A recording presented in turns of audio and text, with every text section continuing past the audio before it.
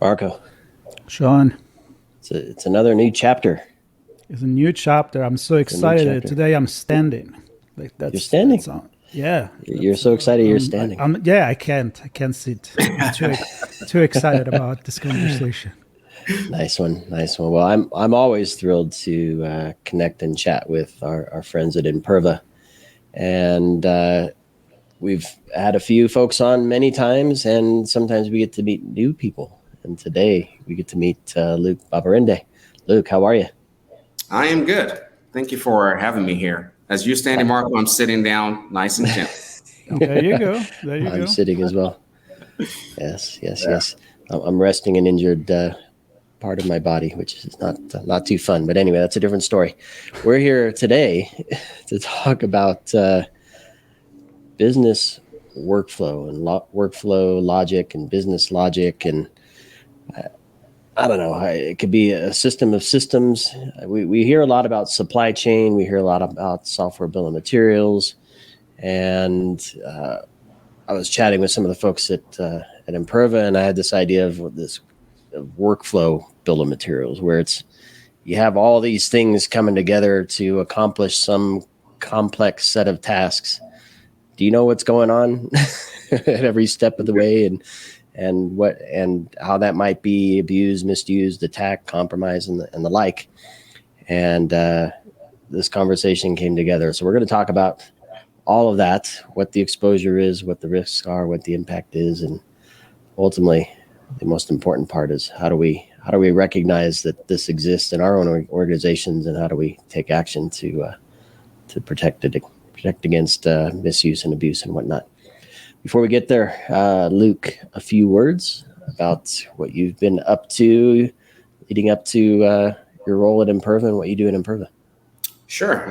Thank you. My name is Luke Babarinde. I'm a global solutions architect at Imperva, right? So I kind of go across our strategic accounts globally to make sure that they are, getting the most out of their cybersecurity programs, right?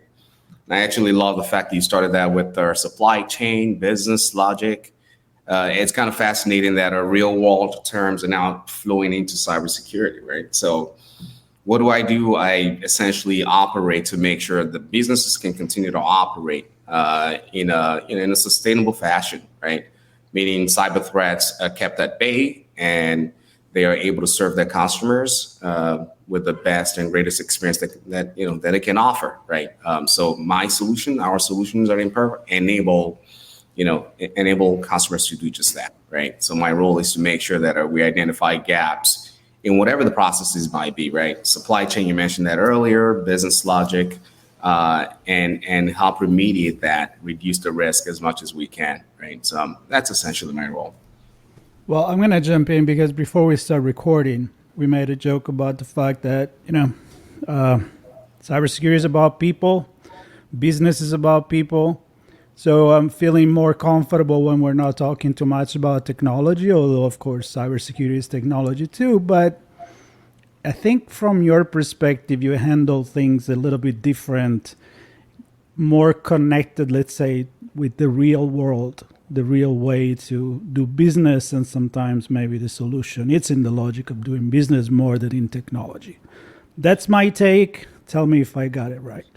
You got it absolutely right? As Yes. we've been talking earlier, and you find that you find it across like the most esoteric topics, right? Whether you're talking in science, it's better that they relate those situations to what we can consume, right? Just talking about tachyon particles, and it doesn't relate well to real life, right? And I think that's kind of what we've been doing for a very long time in cybersecurity, where we talk about bits and feeds and routers and switches, but never able to actually bring it to the real world and help businesses understand, right, how that, what the implication of all the things that we talk about, what are the implications on their business, right, on their operations.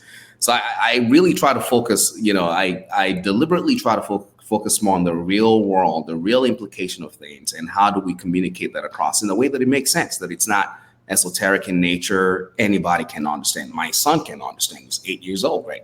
That's the philosophy that I use to drive my dialogue with businesses and enterprise across the board. Yeah, so you have there are two jobs that I'd love to have. You have one of them. which is directly connected to where all the real stuff happens, right? Business is happening. Cybersecurity is trying to play a role in supporting the business by protecting it and hopefully enabling it to do more. And it's that relationship between those two parts of the business that you get to insert yourself into and hear a bunch of stuff back from, right? Where are the challenges? What are we trying to accomplish from the business? How does cybersecurity play a role there? And I want to get your perspective on this concept of business logic and the conversations happening in the business around business logic and workflows and the like. Is cybersecurity part of those, generally speaking, or are you seeing that coming up more often nowadays? Fundamentally, yes, cybersecurity is now being, it's right to the board level, right? I had an engagement with a client yesterday where they have what they believe are cyber attacks. But what's the implication of this, right? Okay, somebody's coming after us. It's actually, advanced automated bots, right? And they're able to quantify and qualify what's going on. They were hitting a SaaS service that they are using, and it's costing them in dollars, right? With every page view, right? Now that's essentially the business logic to provide content to their users, right? But if you have some sort of automated service or bad bots that are hitting the same service, right? Not only are they paying for it, it's taken away from the experience of the users, right? So spamming, and those are just, they're just fundamentally utilizing what's public, what's there. They're not hacking your database server. They're not doing anything like that. And that's where that business logic piece comes into play, because it's not your application logic where the bytes and bits and like typing special code. It's no longer that, right? And that's where it's been elevated to, the business part of our overall, right? Who owns the business, the CIO and the CIO, right? Right to the board, because there's real implication to ignoring that threat, right? Yeah, so it's the ifs, thens, and directions and turns and twists, and ultimately the transaction, which the business wants the transaction to take place, but maybe not at the scale that the app is allowing it to do, or in a way that the app or the business logic is allowing it to do. Can you maybe take one step back and describe for us, or define for us, what business logic is? I think you started to touch on it here, that it's more than just the apps. But what is it? I mean, fundamentally, a business logic is a way for you as a business to provide services to your customer, right? Like your customer comes in to order something. The logic would be that they view the items in some sort of catalog. They then identify what they like. They put in maybe they put in a bucket. They leave for a week. They come back later and go, oh, I like it. I'm going to buy that. You pass it on to order receiving service. Right. And that's another microservice, by the way. Right. So that's another piece of your service. You pass it over to that. They need to authorize payment. Right. And so that's another logic that you need to, plug in. You don't accept credit cards directly on your platform. So you farm that off to another third party. That's another business logic. Right. That full transaction to the point of delivery, the whole logistics around it, the customer is completely oblivious to that. Right. And that's that's various business logics that are intertwining to deliver that service. Right. And that's essentially what business logic is. Right. Now, when you overlay attack over that, it's effectively a bad actor coming in to say, oh, this business logic is right out there. It's approved. I can make use of it just like anybody else. Let me see what else I can do with it. Right. Again, they're not going after your conventional database servers or logic and your application flaws. They are simply utilizing your service as built, right? Now imagine the bad actor ordered your full, catalog, right? Just ordered everything that you have to themselves.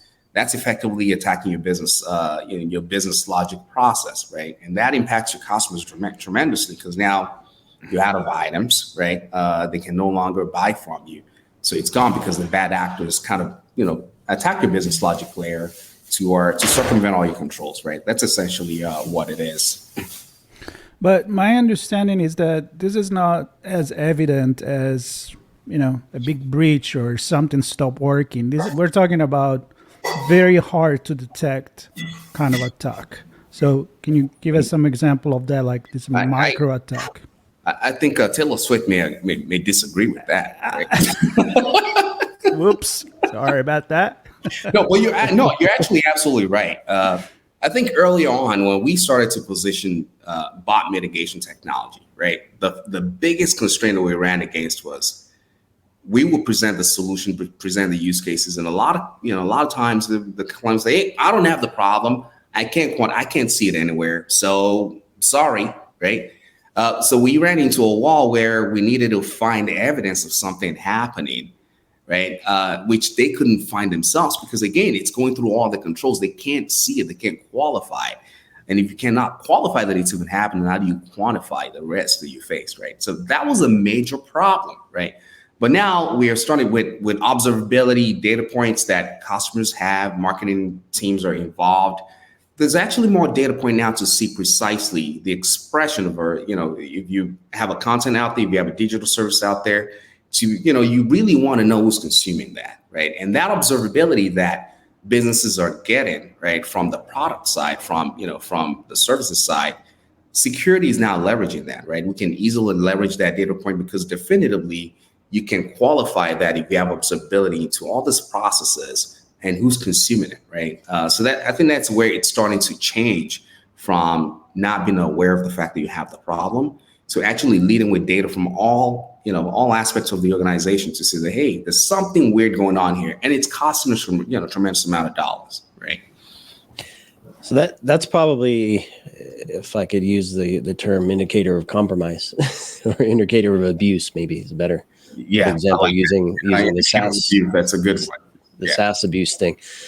If you see an increase in your billing, that's a sign that something's going on there. You may not realize what it is until you investigate it, and then of course you figure it out. Would that typically be an area of part of the risk assessment that organizations would look at? Because when I think about risk management, I think about cybersecurity. It's usually about, to your point earlier, we have this database full of information. We want to keep it private. We have to report if it gets breached. So all controls on deck, protect that thing. That is our prize jewel. That's the thing that has the risk around it. We want to make sure that it doesn't get popped. Looking at the SaaS billing would naturally fit in my risk assessment conversation. Are you seeing some of those, maybe some of the trends you're seeing as you're having conversation with your customers, what things they're turning to with respect to analyzing their business, looking more at the business logic and the business workflows, not just the threats that attack specific systems?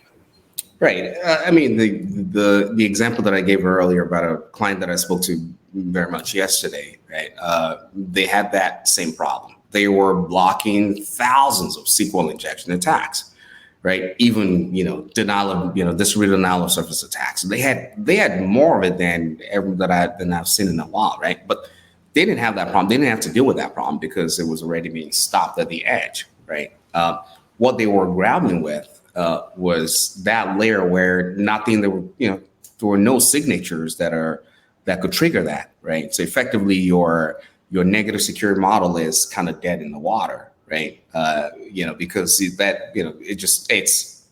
it's your business logic. It's the way you program the application. They're not doing anything wrong, right? So now businesses are going back to security. Like, hey, why didn't you catch this, right? What's going on here, right? The experience of our users are getting degraded. They are reporting this back to us that the sites are slower. Right, they're reporting back to us that they cannot get items that they want because we're seeing that one person has grabbed all of them, right? So they're going back to security and say, hey, what can you do, right? And security is kind of playing the whack-a-mole, like, okay, let's try this, let's try that, let's get more data in, and I say that data is overwhelming, right? And it just becomes a whack-a-mole where they're trying their best effort, grab data from wherever they can find, right, and correlate that back to security events. To see where they can find that indicator of abuse, right? And it's a pretty tough thing to do, right? If you don't have the right fundamentals in place to actually track it. Right?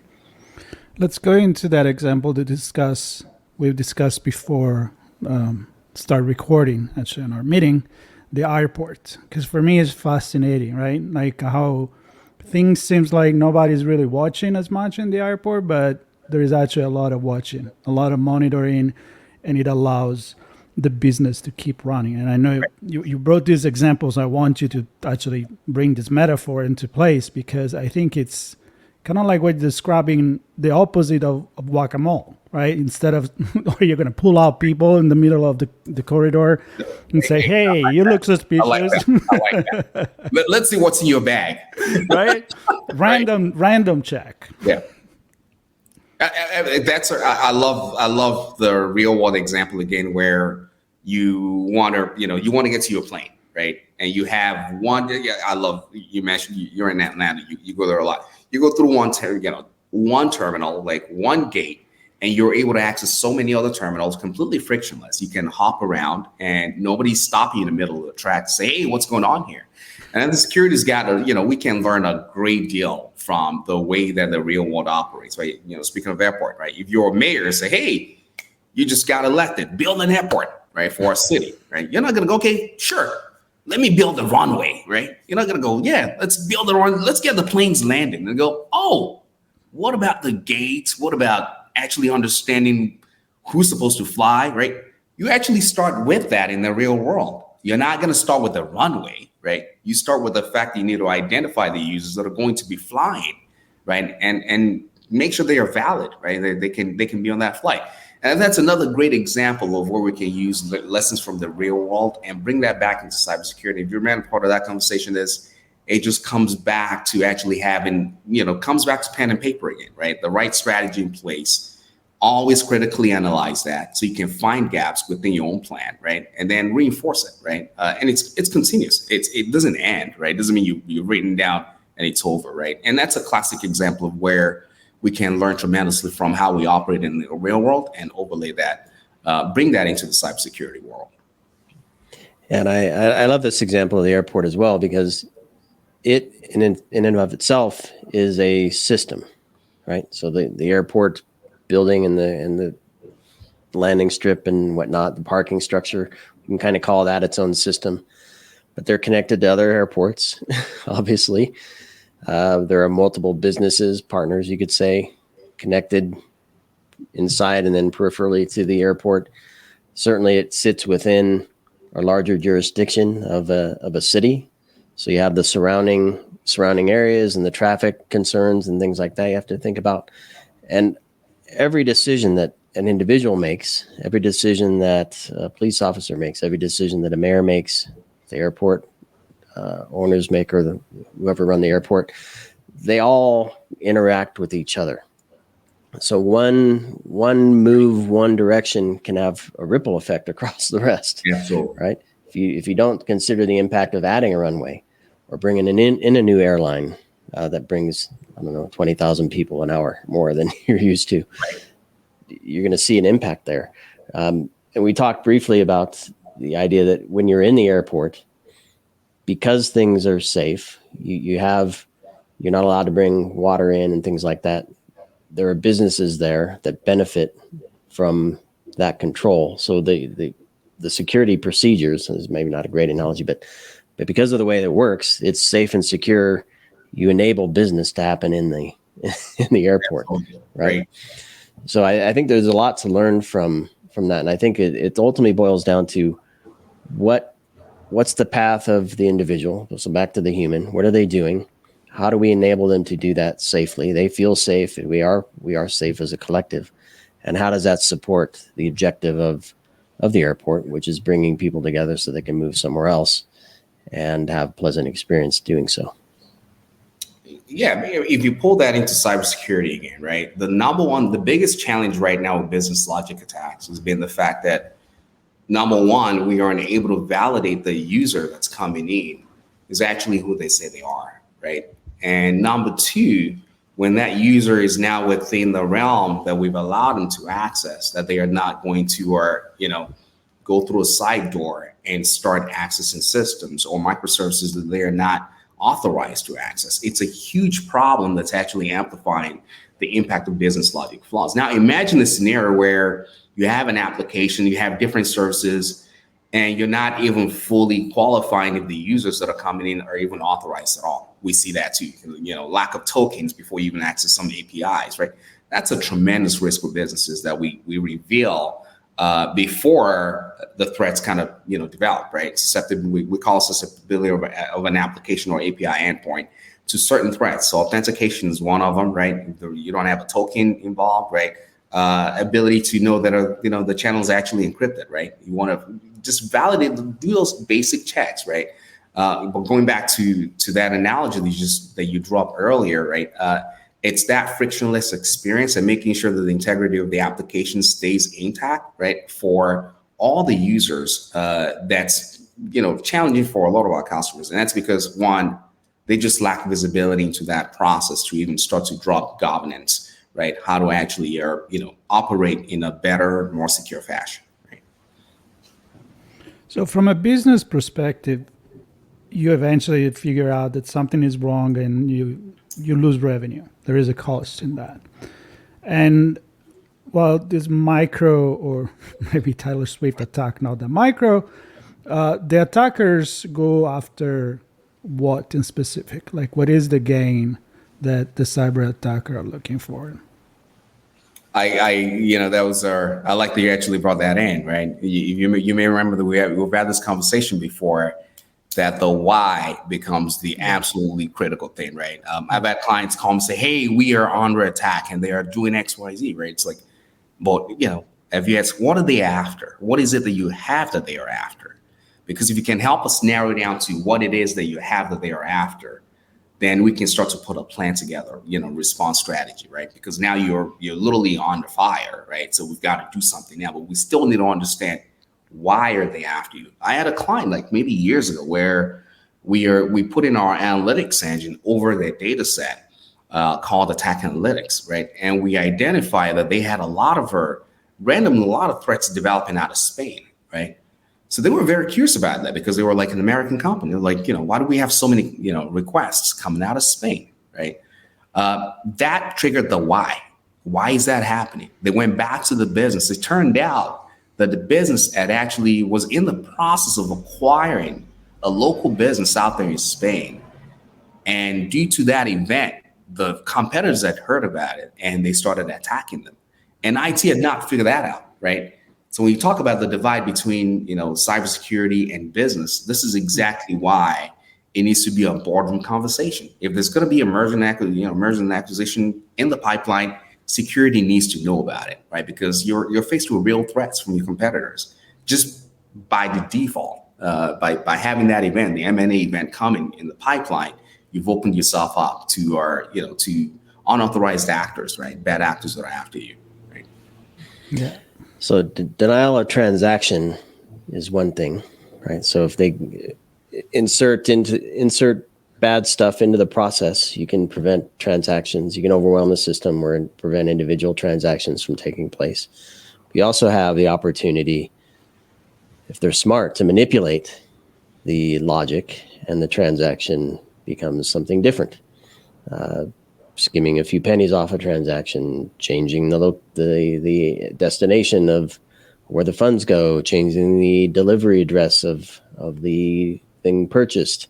I'm just making stuff out of the air.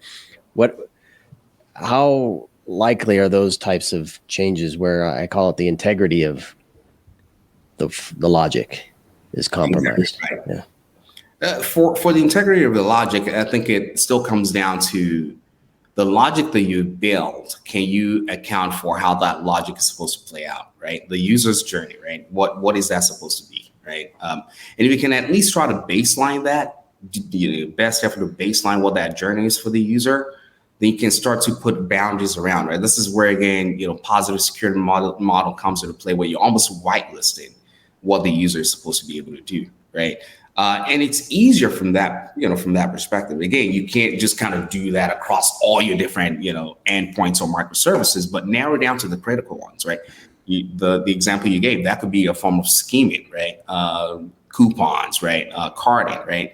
Focus on those microservices that have high impact, high fidelity, when it comes to the business. then find out what the acceptable behavior is. Lock that into your positive profile, right? However way you do that, again, we're not talking specific technology here, where you can actually baseline that. And if there are deviations outside of that behavior or that you expect of the user, that's at least a good place to start to identify those low and slow, very sophisticated attacks that are going to go after you.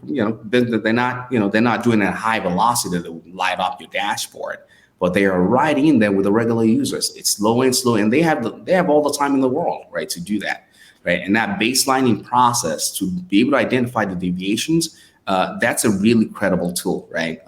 Solution for that particular problem. And I know you and the team there at Imperva analyze tons of stuff with respect to applications and APIs and web traffic and internal traffic and what's human, what's bot. And what are you seeing in terms of API usage, human versus machine type of traffic? And how does what you see in those regard impact the exposure and the risk level that an organization has? Because you talk about adding the payment as a service, the identity authentication as a service, this service, that, everything's a service that you're plugging in as APIs into your app that you're building. Right. I mean, the fact that you have all those different services, right? Microservices, no pun intended, but microservice to your broad service, right? Those need to interact, right? So they need to be able to interoperate to deliver services seamlessly to me, the user, right? The user, I want to be able to come in and transact with you or pull some information out, submit my application for a passport. I want it to be completely seamless. I don't care who you're interfacing with, right? And those microservices that are driving the broad digital service are all interacting through APIs. They have to. It's not even out of let's just do it because APIs are cool. No, because they need a streamlined way to communicate and exchange information. APIs help normalize that, right?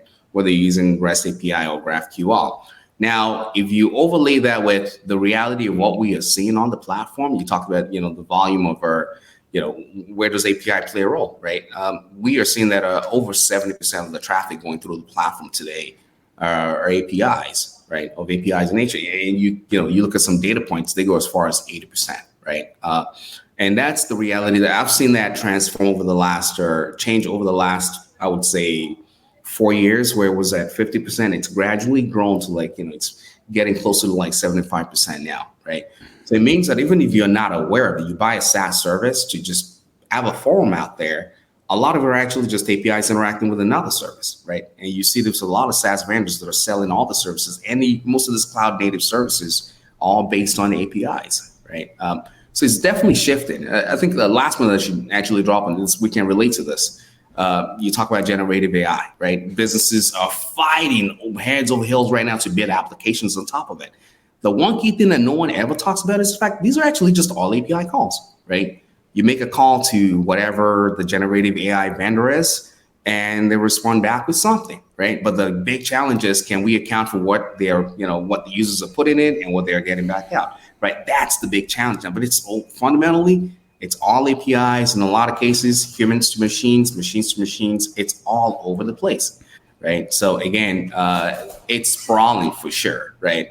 It's not, I shouldn't say it's not going to get better, because it's not a negative problem. It's not a problem. It's just the way that the internet operates. But for cybersecurity, how do we keep up with that and make sure that the businesses are well informed, right, before bad things happen?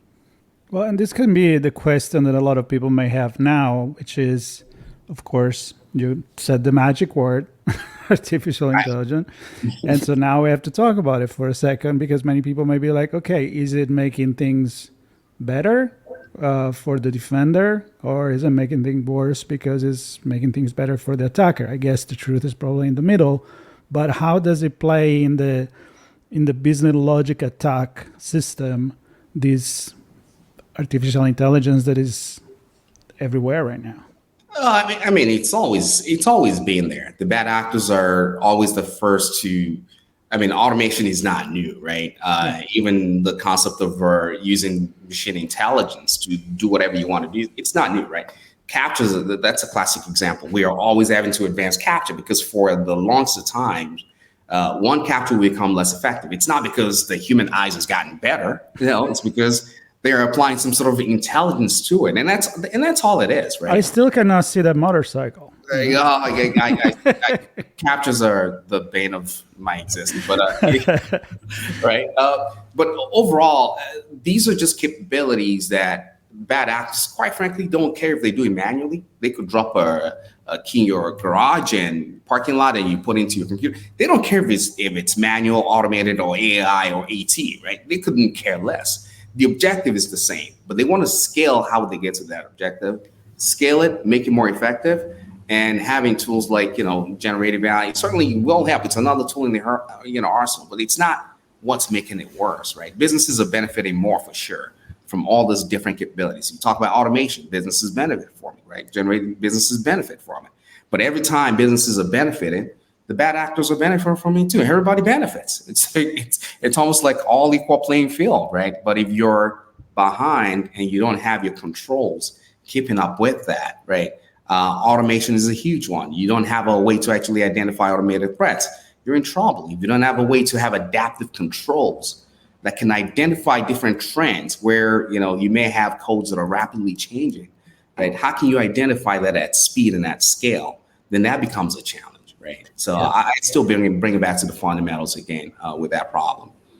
Yeah, and I'll go back to the scenario I presented when we were planning for this, with generative AI interface presented to our users, where we wanted to say, explore all of our podcasts, look for stuff that interests you, look for common threads across different things. Who are the speakers that talk about X, Y, and Z? And what triggered me was when you talked about the company that had their workflow or their business logic abused and lost money, right? Their SaaS service was abused. There's nothing, well, I could do something. I chose not to invest in putting controls in place to prevent somebody from coming in and using our interface to do all of their Gen AI work, right? So granted, we limited it to our data, so they weren't going to get too much from it. Right. They could certainly eat up API calls, which equals cents and dimes and dollars. Hundreds of dollars could rack up very easily if controls weren't put in place. And that was just a web interface. Build that into an app where it's abstracted even more. Build that into a service that's built into an app that's extracted even more. It gets very difficult to kind of follow and monitor all that without some understanding of what the risk is and the abuse. And there's no firewall rule is going to help with that, right? Because it's on a publicly hosted service through an app that's on the web that I'm not necessarily controlling. So it's very interesting to think about the things you have to think through that can totally destroy the bottom line if you're not paying attention to different things these days. I mean, you talked about risk management before, right? Risk management, governance, right? Those two words are not, it's not really something that you hear a lot of times when you meet with the frontline, soldiers that are actively fighting the cyber warfare, right? But if you peel back and you come back to the basics of it, right? Before you put up any digital service, if risk management is actually fundamentally embedded into that go-to-market, then at least you limit your exposure, right? Understand as you scale, do you have controls to help you scale in an effective fashion, right? In a secure fashion, right? And, not in words, but there are ways to actually do this as an example, right? Instead of having, I work with a lot of our technology shops where they have so many technologies, and you ask like, oh, we have X doing that, we have Y doing that, but it's like they just don't interface, right? It's like it's not concentrated. There's no consolidated approach to it. And again, when you have that, your problem just sprawls on, right? So these are fundamental problems that we have where I think if we go back to risk management, find out how controls can compensate one another, right? And drive that into our governance strategy, there'll be better outcome. Better governance will yield better outcome, right? When it comes to a lot of these threats that we talk about, right? However advanced they get, right? Overall, right? And it all goes back to knowing your environment, knowing what is happening, so you can actually find out if something is not going the way it's supposed to be going. So let's get to the point of how Imperva approached this kind of things when you work with customers. It's like, again, it's to try to avoid the guessing game, and I love also the fact there is almost, when you describe it, almost an investigative approach at the beginning, when you're like, okay, what's going on in the company? The Spain example, it's typical. Like, that's not going to be the computer or the technology. Right. It's going to be the conversation with the business that you figure it out. So the whole picture is human, technology, and yeah, I think, yeah, I love that you actually brought that up. But what I always say is, if we bring the word back again, generative AI, right? It's not, when it comes to creativity, humans win all the time, right? We are extremely creative in what we can do, right? We can think outside of the box very rapidly and readapt, right? And that's exactly where that human intelligence comes into play, where you can have so much data, but if you don't have a good set of advanced capabilities, humans, right? The eyes of humans that are experts actually looking at this to connect the dots. You may just be sitting on millions of events. You're not even aware of how to, pull it all together, right? And what we do essentially at Imperva is to try to find a way to replicate what you would expect a good analyst to do, right? And that starts with a good sanity check, right? Having negative security model layer infused with positive security model layer, right? And then monitor the behavior of the users that are going to be accessing the assets, right? And that takes multiple layers, right? So you need a consolidated strategy where you can consolidate controls that are able to do that, but they are not doing that in silo, right? They are talking to one another. They are part of an integrated core that can deliver that seamless service, right? As a security as a service at that point, right? And then make sure you're able to concentrate your controls, right? It's not just a safer consolidation for consolidation's sake. What we pride ourselves on is actually having the best of breed, whether it's bot protection, DDoS protection, your conventional web application firewall, right? That we've been doing that for 20 years, right? And now API security, right? It glues it all together. And you want to talk about all that stuff? It's not the application that's holding the data. The application doesn't have anything on it. There's actually the data side of it where the data is sitting somewhere, right? Do you have visibility? Can you account for what the users are doing there, right? So that's exactly what would help our customers do. From end to end, the data starts with the data, right? And all the elements that are trying to consume that data, right? And being accountable across the board. So I agree. It starts with the data. And I would say it also, if I can say this, starts with you and the conversations you have with those customers, because I can only imagine that a lot of them have preconceived notions, things they've done in the past, teams they've built that do things really well. They don't want to rock the boat necessarily. We have programs and processes and procedures and everything in place. We believe we have a handle on this, or at least our risk. And it's the conversations I think you have with these folks that raise awareness of these different abuse vectors and the ability to provide visibility, starting with the data, to say, this is where abuse can take place. Not about breaching the data necessarily, but it's the logic, using the data, accessing the data, whatever, that's going to cause you some trouble. And I really believe that it's those conversations, again, back to the human element here, that understanding what's going on with the business, the why behind why something could happen bad to them, and tracking back visibility and giving them some insight into where they're exposed. I absolutely agree with you 100%, right? And it starts with a conversation, right? Conversation and being able to, sometimes you have access to certain information, but until I actually talk to the business, I don't have the preconceived knowledge to say, hey, this is what's happening, because I don't have that backstory, right? So that's where having that conversation actually comes into play. And sometimes security teams are not even aware of what it is, but they have to go back to the business again, like the example that I gave, right? So it comes back to people, right? Collaborative across the board, right? That's really the key word there, right? IT has to be collaborated with security, cybersecurity has to be collaborated with product, and back to the business, that we're all moving in the same direction, right? That's really critical. That's going to be our, in the world that we're living today, data is growing tenfold now every time. So how do we keep up, right? We don't want to play whack-a-mole, right?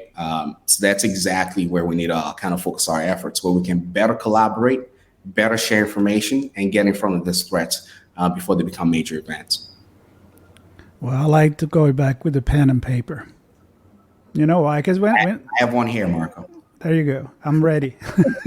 But what my point is, like, it's like when I think about all the stuff that I have in the computer, all the notes, all the stuff that pop up. But when I really want to think, I gotta take a pen and the paper and draw some line and few square, write three dots. words. Yep. And that's our humanity. Let's go dots. back to that Absolutely. one, right? That's what whiteboards are for in those executive meeting rooms. You can draw those diagrams. Here's our data. Here are the services. Here's our flow. Yeah. Here's the why we have to do something about this. Speaking of the why, the business logic especially, right? I think a lot of people are not even aware of this because you think it's a computer abuse, right? That it's a crime, but it's not. The business logic abuse is not a crime, right? A ruling was made in 2022 that it is not a crime to scrape data from anyone's website. If it's publicly available, I can develop any bot I want and get that information. It's actually not a computer crime, right? Computer abuse crime. And that's material, right? There was a case that was brought up by LinkedIn in 2019 as well, right? To the Supreme Court. Same thing happened where it was ruled that if it's publicly available data, it's not a crime to scrape it, right? So these are things that are changing in the real world that are going to impact the way businesses are actually addressing this. You cannot go after an act and say, hey, why are you scraping my data? I'm going to report you FBI. There's nothing that would come out of it, right? So it's the onus becomes you gotta take care of what you have. If it's data that it's valuable to you, it's all on you to make sure you're doing the very best you can, right, to secure that data, right? Yep. Yeah, and the interesting thing is it may not look valuable like you normally look at value, but it could impact the transactions of the customers, which ultimately are the value for most businesses. So I think for me, as we were having this conversation, it's a wake-up call to think differently about how we look at risk. What is the definition of abuse and compromise? The lines are blurring there as well. And without legal action, it's going to be more of a free-for-all, right? Right. That hindrance is removed. So fair game for a lot of things. So thank goodness for people like you, Luke, and the team that surrounds you to understand this and bring visibility and to have those conversations.